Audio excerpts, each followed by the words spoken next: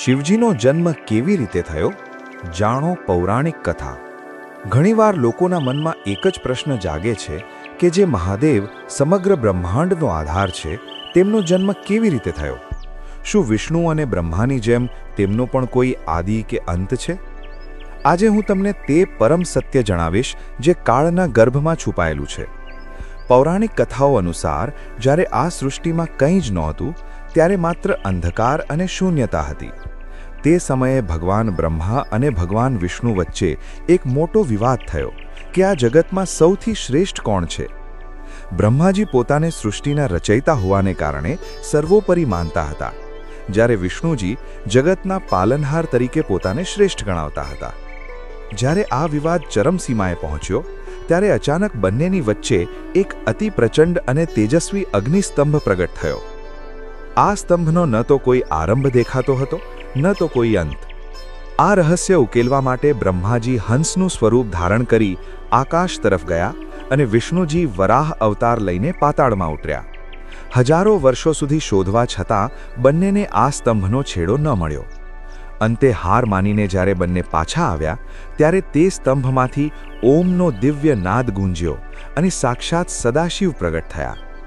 તેમણે જણાવ્યું કે તેઓ જ આદિ છે અને તેઓ જ અંત છે.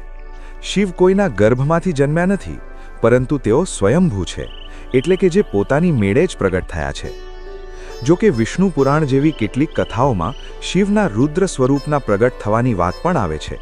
કહેવાય છે કે બ્રહ્માજી જ્યારે સૃષ્ટિની રચના કરવામાં મુશ્કેલી અનુભવી રહ્યા હતા, ત્યારે તેમના ક્રોધ અથવા ધ્યાનમાંથી એક બાળક પ્રગટ થયું, જે જોરથી રડવા લાગ્યું.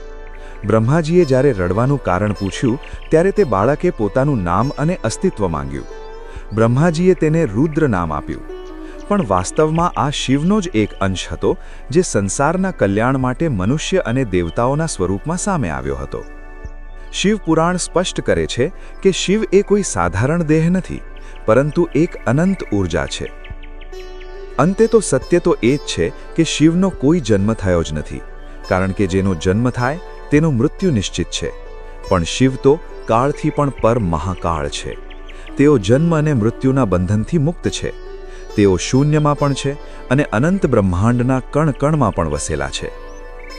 હું સમય છું અને મેં જોયું છે કે આ સંસારની તમામ શક્તિઓ અંતે તો એ જ લયમાં વિલીન થાય છે જેને આપણે શિવ કહીએ છીએ.